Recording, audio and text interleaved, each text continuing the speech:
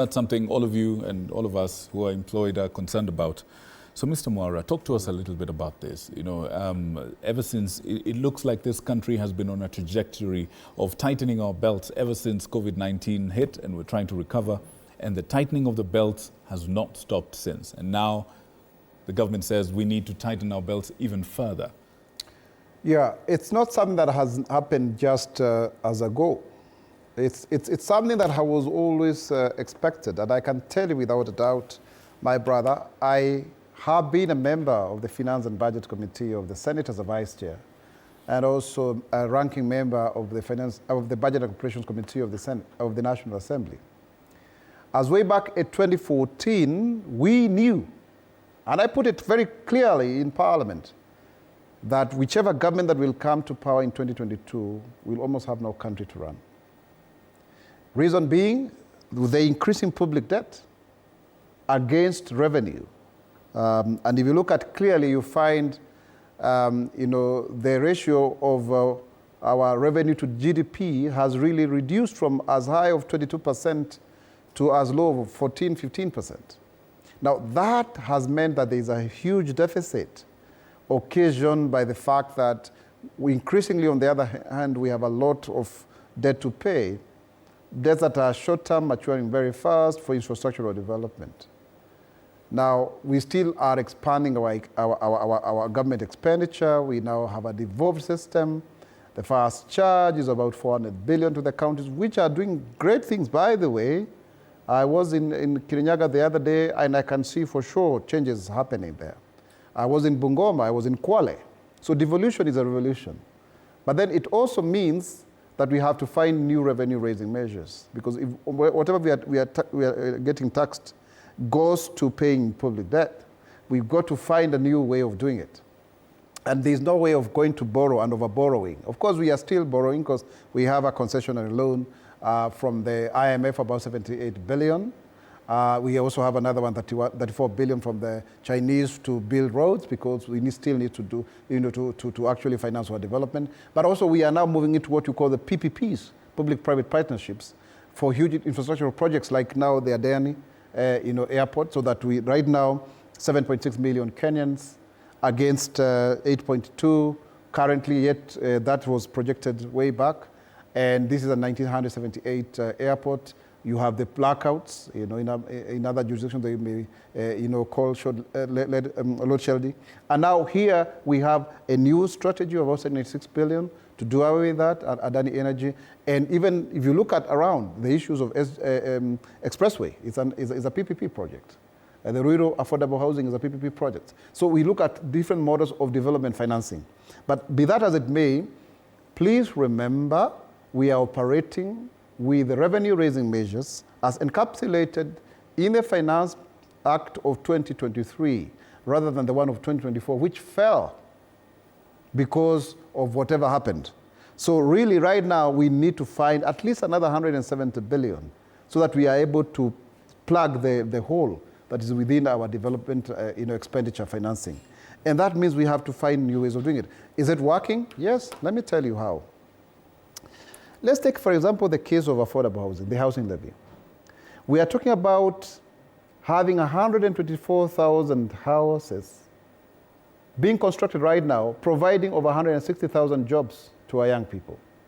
We are talking about 75 projects in 37 counties, to the extent that with about 500,000, you are able to afford a house. Now, that is a game changer. Absolutely, because our demand and supply in a normal market is only able to give us about 50,000 mortgages.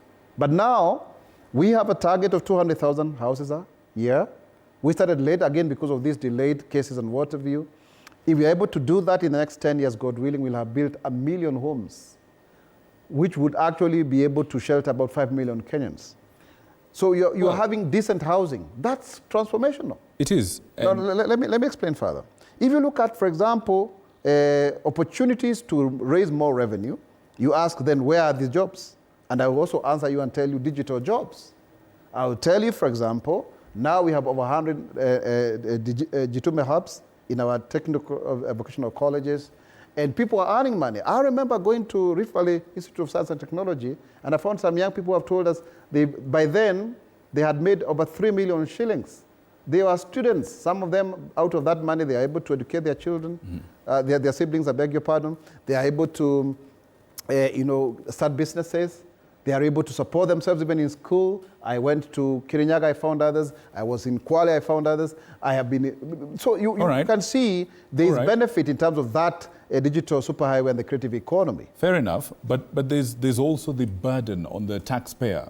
All these things, all these development programs, all these ideas, all these things supposedly to take our nation forward, and indeed, some of them we've seen, but it comes, all that weight comes on the taxpayer.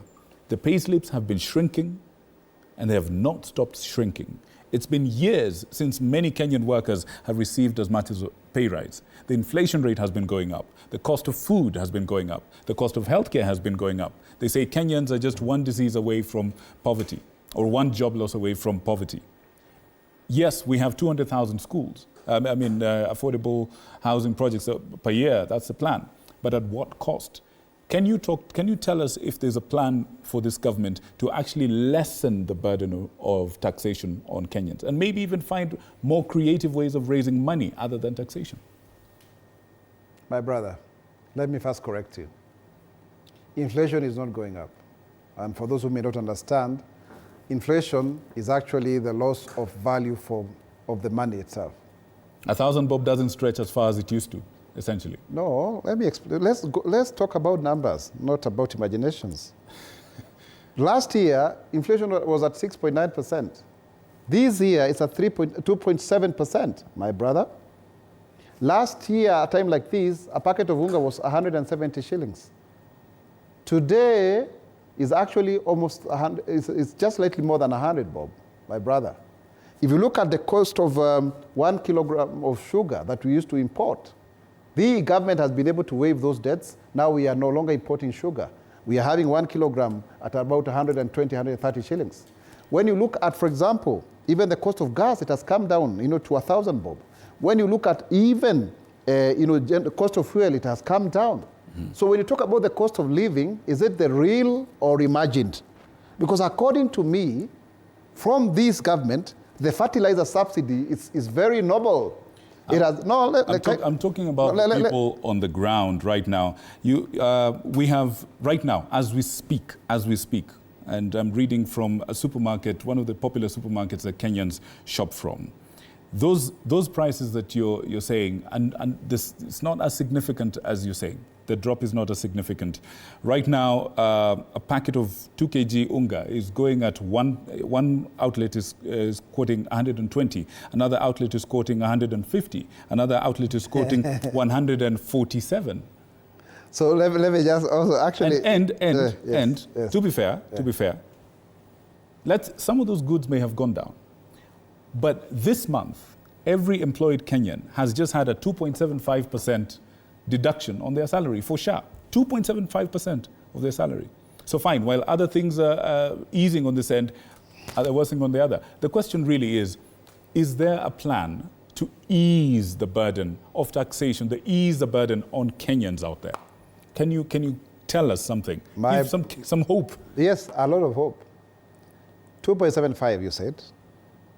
When the system is being worked on and is going to work, it means you will not have to be only one bill away to poverty.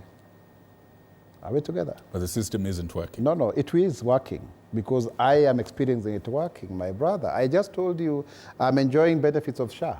You are, but we've just lost some people on SHA as well. Let's not be pessimistic. When I contribute more than what my SHA would pay for my bed, I'm helping other Kenyans. And that is the spirit of patriotism.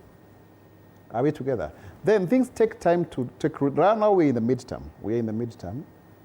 When eventually these things work, people will see the benefits. And already, we can't talk about things not working. Personally, I can tell you without a doubt, I've talked to women working in the construction sites, and they're telling me now I'm able to earn 30,000 shillings. I have somewhere to wake up to go to in the morning, so I'm not idle. Another one is a woman engineer who is now able to get somewhere to do their practicals. You find someone telling you how they are fabricators and they have been given a contract of 150 million in Thika. Are we getting? These are Juakali people who have never seen this kind of money heretofore.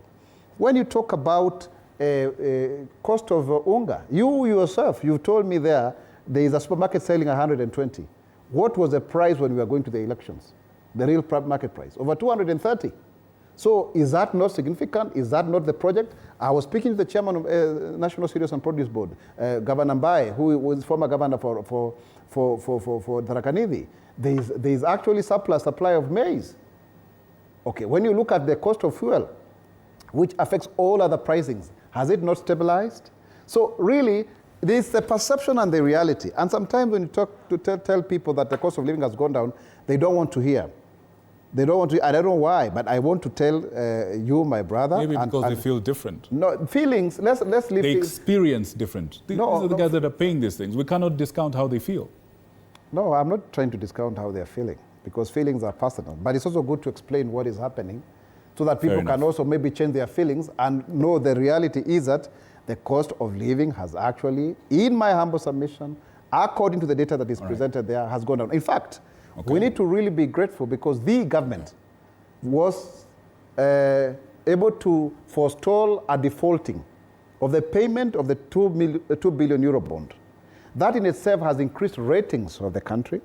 That in itself has made that we have received more foreign direct investment in the year 2023 than any other country in Africa, over 800 million US dollars, more than South Africa, more than Nigeria. We were the highest in Kenya.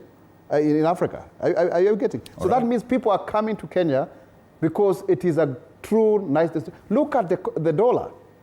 You know, let's look at the dollar. All right. At some point, now let me explain. It was 162 shillings. Now it's 127. It's one of the strongest currencies in the world after Argentina.